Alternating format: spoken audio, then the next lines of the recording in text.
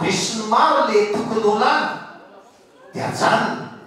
fa rehefa tsy lany be sy ny maro idikevitra be dia be ny zavatra lany eto fa rehefa lany dia lany ary rehefa samy amin'ny ACC any dia hoy izy ny ACC hoe tsy nentindray io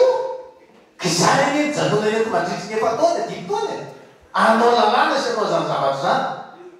ka zay dia matofoloha dia mba mangataka ny anajana mihitsy ny fomba fandraisana manapa-kevitra efa nisy fotoana ihany lazako ny hoe amin'ny fotoana manahoana moa no azo rovana sy kitihana ny zavatra tapahana teo anatrihan'nisy azo plenaire zay président dia tsy tia ho tonga antsony amin'le hoe efa misy zavatra ny tapahana be sy maty eto dia mbola misy acte manokana indray any ampakipaky any anovana n'ilay zavatra tapahana be sy maty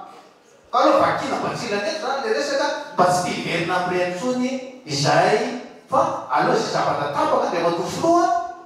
dia tapaka izy so